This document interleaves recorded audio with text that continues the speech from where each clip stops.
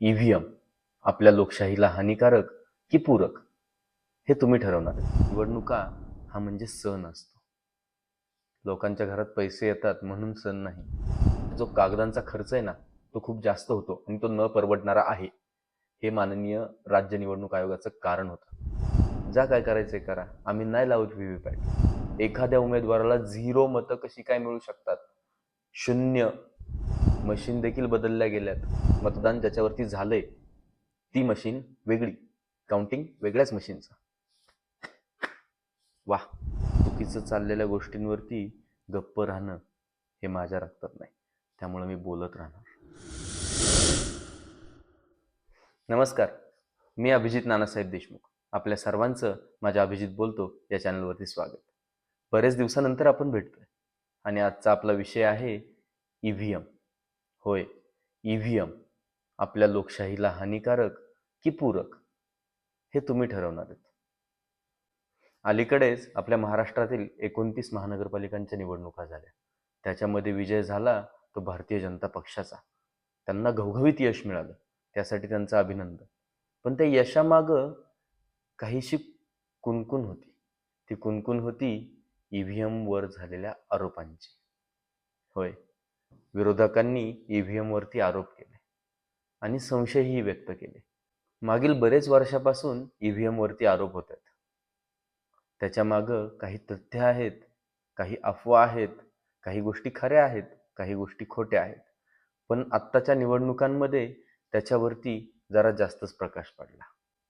आपला भारत देश हा जगातील सर्वात मोठी लोकशाही असणारा देश आहे आणि त्याच देशांमधील निवडणुका हा म्हणजे सण असतो. लोकांच्या घरात पैसे येतात म्हणून सण नाही, तर खरंच तो एक उत्सव असतो. ईव्हीएममुळं ह्या लोकशाहीच्या उत्सवाला गालबोट लागतोय का, असा प्रश्न सर्व जनतेच्या, सर्व विरोधकांच्या, सर्व उमेदवारांच्या, सर्व मतदारांच्या डोक्यामध्ये उपस्थित होतोय आणि त्याला कारणही तशीच आहेत. ईव्हीएमवर संशय येण्याचं सर्वात मोठं कारण ते म्हणजे व्हीव्हीपॅटचा न झालेला वापर. व्हीव्हीपॅट काय आहे?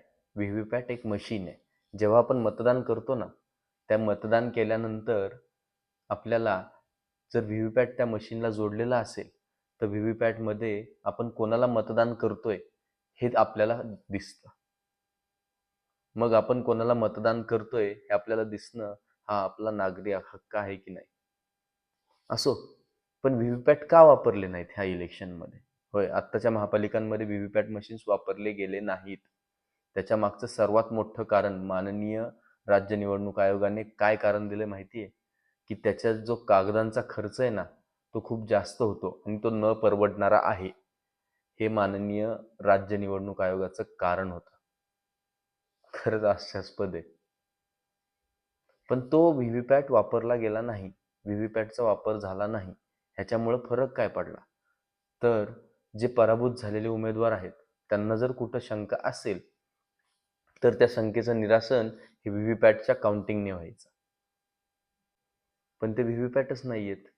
जा काय करायचंय करा, आम्ही नाही लावत व्हीव्हीपॅट. अवघड आहे. ईव्हीएमवर शंका यायचं दुसरं कारण आहे ते म्हणजे मतांमध्ये झालेला फेरफार. होय, मतांमध्ये फेरफार झालाय किंवा मशीन्समध्ये फेरफार झालाय हा आरोप विरोधकांनी केलाय.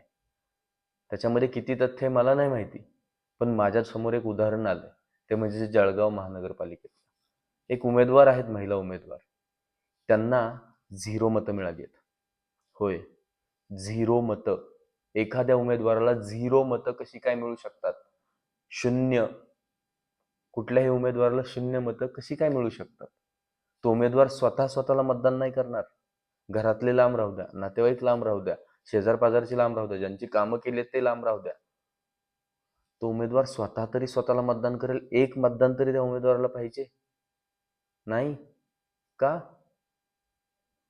शंका, ह्याच्यामुळे शंका उपस्थित होतात. हे तर मतांमधील फेरफार झाला, पण मशीन्समध्येही फेरफार झालाय. मशीन देखील बदलल्या गेल्यात असा विरोधकांनी आरोप केलाय. म्हणजे पुण्यामध्ये काही विरोधकांनी आरोप केलाय की बाबा आम्ही ज्यावेळेस मतदान केलंय त्यावेळेसचा जो मशीन नंबर असतो ना, जो की सर्व उमेदवारांना दिला जातो, तो मशीन क्रमांक वेगळा.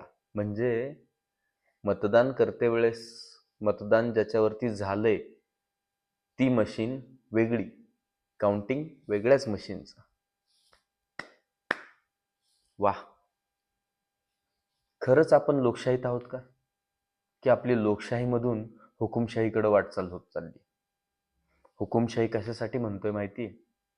जर एवढंच सगळं म्हणतायत ना, एवढेच सगळे आरोप करतायत ना, जर ती गोष्ट चुकीची नसेल, म्हणजे ईव्हीएम जर चुकीची नसेल, मला सरकारला आव्हान आहे किंवा सरकारला एक विनंती आहे की बाबा तुम्ही आहे ना, एकदाच काय ते बॅलेट पेपरवरती निवडणुका घ्या. कर्नाटकमध्ये घेतल्या जात आहेत आता. राज्य निवडणूक आयोग तिकडचं, जे की थोडंसं हुशार असेल, त्याने बॅलेट पेपरवरती निवडणुका घ्यायचं ठरवलंय. महापालिका आणि जिल्हा परिषद ज्या की कर्नाटकमध्ये होणार आहेत त्या. बघूया तिकडे निकाल काय येतोय. काही निकाल येऊ द्या. जर सरकार जर खरंच काम करत असेल, सरकार जर लोकांमध्ये खरंच एवढं पॉप्युलर असेल, तर सरकारने बॅलेट पेपरवरती निवडणुका घेऊ द्या. लागू द्या ना. रिझल्ट लागायला वेळ लागतोय ना, लागू द्या. पेपरवरती खर्च होतोय ना, होऊ द्या ना. पण एकदा काय ते हे विरोधकांची तोंड बंद करा ना. म्हणजे परत कोणी ईव्हीएम वरती डाऊट घेणार नाही किंवा मतदान प्रक्रियेवरती डाऊट घेणार नाही. आपल्या देशातील निवडणूक आयोग ही एक स्वायत्त संस्था आहे. त्या स्वायत्त संस्थेने ना एकदा काय ते ना विरोधकांची, लोकांच्या मनात येणाऱ्या शंकांची एकदा काय ते सगळं ना नल करून टाका आणि एकदा काय ते बॅलेट पेपरवरती निवडणुका घ्या. सगळ्यांना गप्प बसू द्या बाबांनो. विनंती आहे. ह्याच्यावरनं ज्या लोकांना गप्प बसायचंय, ज्या लोकांना माझ्यावरती टीका करायची, बिनधास्त करा. पण जे काही चुकीचं चाललंय ना, ते चुकीचं चाललेल्या गोष्टींवरती गप्प राहणं हे माझ्या रक्तात नाही. त्यामुळे मी बोलत राहणार. तुम्हीही बोला. धन्यवाद.